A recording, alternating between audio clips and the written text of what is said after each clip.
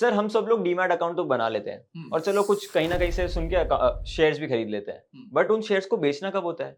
क्योंकि वो बाद में नीचे आ जाता है और मेरे को नुकसान ही दिखता है हमेशा पोर्टफोलियो में। देखो, सबसे पहले तो मैं लोगों को जनरली ये सजेस्ट करता हूँ कि स्टॉक से मत दूर रहो और अपना म्यूचुअल फंड्स के थ्रू इन्वेस्ट करो, इंडेक्स इन्वेस्टिंग करो, ये सब करो। बट अगर आपको फिर भी मन है स्टॉक्स खरीदने का, तो एक चीज याद रखना, ये ना चक्रव्यूह है। जैसे अभिमन्यु चक्रव्यूह के अंदर तो चला गया था, पर वो बाहर निकलना नहीं जानता था। इसी तरह लोग स्टॉक्स खरीद तो लेते हैं, पर बेचना कब है वो डिसाइड नहीं कर पाते, जो सबसे बड़ा प्रॉब्लम है। तो इसीलिए कभी भी सिंगल स्टॉक बेटिंग मत कीजिए, एक स्ट्रैटेजी पे वर्क कीजिए कि कोई स्ट्रैटेजी या कोई अंडरलाइन फ्रेमवर्क होना चाहिए। जब तक वो कहते हैं ना, जैसे वॉरेन बफे कहते हैं, a fool with a plan is better than an intelligent person without a plan. तो अगर आप बहुत ज्यादा इंटेलिजेंट नहीं है, पर आपके पास एक प्लान है, आप एक स्ट्रैटेजी को फॉलो कंसिस्टेंटली फॉलो करेंगे, तो आप डेफिनेटली लॉन्ग टर्म में पैसा बनाएंगे। तो ऐसी एक स्ट्रैटेजी है ट्रेंडिंग वैल्यू स्ट्रैटेजी। ठीक है, और ये बहुत फेमस बुक भी है बाय जेम्स शॉगनेसी। ठीक है, तो जेम्स शॉगनेसी की बुक है जिसमें वो ट्रेंडिंग वैल्यू की इंपॉर्टेंस बताते हैं, और उन्होंने बताया कि अगर आप ट्रेंडिंग वैल्यू से अपना पोर्टफोलियो बनाते हैं, तो उससे आप जो इंडेक्स है, बेंचमार्क है, उसको आराम से कंसिस्टेंटली बीट कर सकते हैं। और उन्होंने प्रूव किया है कि S&P 500 और उनका जो ये ट्रेंडिंग वैल्यू का फॉर्मूला है, उसमें करीबन हर साल 6 से 7% का फर्क रहा है, जो बहुत बड़ा फर्क हो जाता है ओवर 20-30 ईयर्स। तो ट्रेंडिंग वैल्यू का मतलब क्या है? बड़ा सिंपल है। समझिए आप एक टीम बना रहे हो, ठीक है। अब टीम बना रहे हो, आपको तीन प्लेयर्स हैं। फॉर एग्जांपल आपके पास है रोहित शर्मा, ठीक है, आपके पास है विराट कोहली, ठीक है, तीसरा है हार्दिक पांड्या। ओके, अब ये तीन प्लेयर्स हैं। अब आपको टीम सिलेक्ट करनी है जिसमें से आपको दो प्लेयर लेने हैं। ठीक है, तीन नहीं लेने, दो लेने, ठीक है। हाँ। अब हमें तीनों पता है कि तीनों वैल्यू प्लेयर्स हैं, बहुत सालों से मार्केट में है, यानी बहुत साल से क्रिकेटर हैं, खेल रहे हैं। उनका उनका वो कहते हैं ना, जैसे फॉर्म जो है वो टेम्पररी हो सकता है, पर क्लास परमानेंट है। जैसे हम सचिन के लिए कहते थे कि उसकी क्लास परमानेंट। तीनों बहुत क्लासी प्लेयर्स हैं, बट अभी आपको टीम में से एक जन को उड़ाना है। या तो आपको रोहित विराट लेना है, विराट हार्दिक लेना है, रोहित हार्दिक लेना है, क्या कॉम्बिनेशन करना है? आप कौन सी क्या चीज इसमें देखोगे? सर मैं तो पहले देखूंगा कि फॉर्म किसका बेटर अभी चल रहा है। ठीक है, जो अभी मोमेंटम में बढ़िया से चल रहा है, जो अच्छा खेल रहा है कंसिस्टेंटली, तो उसको पकड़ लेंगे। प्रिसाइसली, बस यही आंसर है। तो आपने आइडेंटिफाई कर लिया कि ये सारे वैल्यू प्लेयर्स हैं। ओके, अब आपको दो सिलेक्ट करने, तो आप उन दो को सिलेक्ट करोगे जिनका फॉर्म सबसे अच्छा चल रहा है। सो फॉर एग्जांपल आप देख रहे हो कि पिछले 10 मैचों में रोहित शर्मा ने क्या कहते हैं 4 मैचों में 50 रन बनाए हैं और एक मैच में 100 रन बनाया है।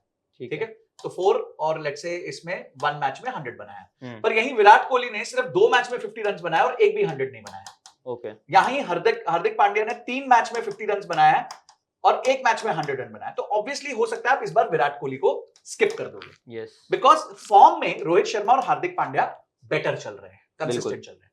तो यही जो स्ट्रैटेजी होती है, ये ट्रेंडिंग वैल्यू स्ट्रैटेजी होती है, सिंपल।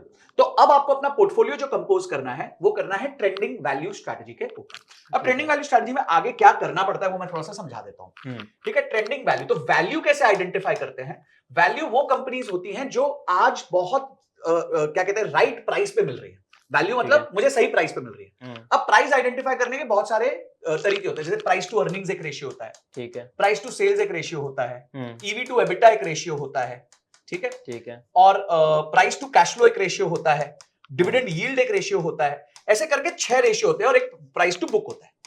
इन 6 रेशियो में जो पहली कुछ कंपनीज जो सबसे बढ़िया चल रही हैं, जैसे प्राइस टू अर्निंग्स क्या होना चाहिए? कम होना चाहिए, ज्यादा होना चाहिए? कम होना चाहिए। प्राइस टू सेल्स क्या होना चाहिए? कम होना चाहिए। ईवी टू एबिटा कम होना चाहिए। प्राइस टू कैश फ्लो कम होना चाहिए, मतलब सस्ती मिल रही है। डिविडेंड यील्ड ज्यादा होना चाहिए और प्राइस टू बुक कम होना चाहिए। तो इसके हिसाब से हम कंपनीज को शॉर्टलिस्ट करते हैं। ठीक है, तो हम कहते हैं कि भाई हम वो कंपनीज को देखेंगे जिनका market cap for example 500 crore से ज्यादा का है। ये आपकी मर्जी है, आप 500 करोड़ कर लो, 5000 करोड़ कर लो, जो करना है कर लो। ठीक है, तो आपने वैल्यू आइडेंटिफाई कर ली। उसके बाद हम ट्रेंड आइडेंटिफाई करते हैं।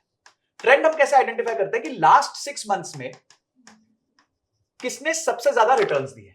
ठीक है, ठीक है, तो जब ये दोनों कॉम्बिनेशंस हम लगाते हैं, तो इसमें से हम 25 से 30 स्टॉक का अपना एक पोर्टफोलियो बना सकते हैं। और हर तिमाही मतलब हर क्वार्टर में हम वापस ये पूरी वर्किंग कर लें। इस वर्किंग को करने में हाफ एन आवर लगता है। ठीक है, जिन स्टॉक्स में ये रेशियो के हिसाब से अब वो 25 में आ रहे हैं, तो उनको रिटेन कर लें। अगर वो 25 से बाहर निकल गए हैं, तो उनको सेल कर दें। और जो नए स्टॉक्स इसमें जुड़ गए हैं, उनको बाय कर लें। अगर आप इतना भी करने लग गए, साल में 4 बार आपने ये किया, ज्यादा नहीं करना, ज्यादा दिमाग नहीं लगाने की जरूरत है, रोज की टेंशन रखने की जरूरत नहीं है। अगर आपने ये कर लिया, तो आपका एक जबरदस्त पोर्टफोलियो कंपोजिशन बन जाएगा। सर इसमें क्या हमें पता पड़ेगा कि कब हमें कैश होल्ड करना चाहिए? देखिए, इसमें कैश आपको फर्स्ट ऑफ ऑल अपना सारा पैसा इसमें नहीं लगाना। आप अगर समझो 25 स्टॉक्स कर रहे हो और आपके पास कैपिटल है 5 लाख रुपए, तो आप डाल सकते थे 20,000 पर स्टॉक, तो आप डालो सिर्फ 15,000 पर स्टॉक। ठीक है, तो धीरे धीरे जब आपको कॉन्फिडेंस आएगा तब आप फर्दर और डालो। तो इसमें कैश, इसमें आपको ये सब स्ट्रेस नहीं लेना कि मार्केट क्रैश कर गई अब मैं कैश ज्यादा कर लूं, ये कर लूं, क्योंकि ये तो आप खेली ट्रेंडिंग वैल्यू रहे हो। तो इसमें वो सब आपको स्ट्रेस नहीं लेना है। आपको हर तिमाही, हर क्वार्टर में इस रेशियो के बेसिस पे अपने पोर्टफोलियो को चर्न करते रहना। सर क्या हम इसका एक लाइव एग्जांपल देख सकते हैं? हाँ, तो उस लाइव एग्जांपल के लिए मैंने एक पूरा कोर्स बनाया जिसमें मैंने डिटेल में, क्योंकि इसमें बहुत वर्किंग्स लगती हैं, पूरा एक्सेल दिया है। उसमें एक्सेल में कैसे आप फाइंड आउट करते हो, कैसे रैंकिंग करते हो, कैसे आप उनको शॉर्टलिस्ट करते हो, ये सारी चीजें बताई हैं, कैसे मोमेंटम आइडेंटिफाई करते हो, और उस पोर्टफोलियो ने एज कंपेयर टू निफ्टी पिछले साल भर में कैसा परफॉर्म किया है वो भी मैंने बताया। तो उस पूरे कोर्स में, छोटा सा कोर्स है 1 घंटे का, और आपकी स्टारबक्स की कॉफी से कम है, मतलब 399 का कोर्स है अपना, जिसमें हमने ये सारी चीजें बता दी है कि पोर्टफोलियो को कैसे कंपोज कर सकते हो। और ये प्रूवन स्ट्रैटेजी है, मेरी स्ट्रैटेजी नहीं है, ये प्रूवन स्ट्रैटेजी है जो बहुत सारे फंड मैनेजर्स भी यूज करते हैं। और जैसे मैंने बताया, जेम्स शॉगनी ने पूरा उनका बनाया था, उनकी बुक लिखी हुई है इसके ऊपर, पूरी ट्रेंडिंग वैल्यू के ऊपर, आप जाके बुक भी पढ़ सकते हैं।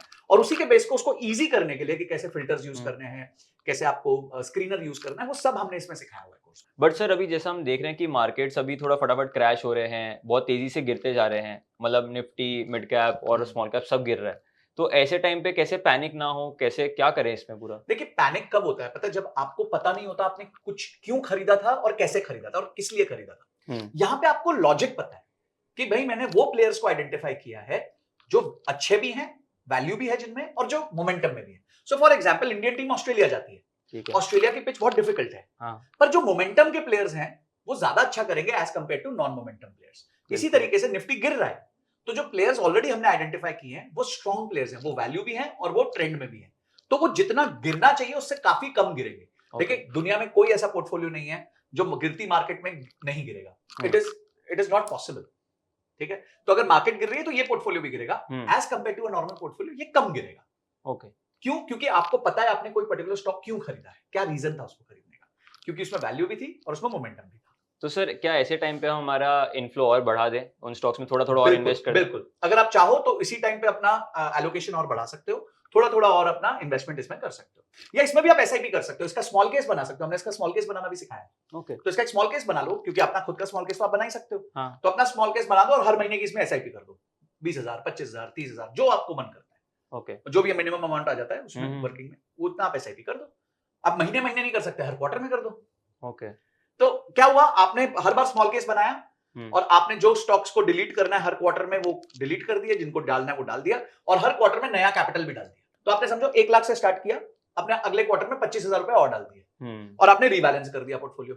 फिर अगले क्वार्टर में आपने 25,000 रुपए और डाल दिए, फिर से रीबैलेंस कर दिया पोर्टफोलियो। तो आपकी एसआईपी भी चलती रही और आपका रीबैलेंसिंग भी चलती रही।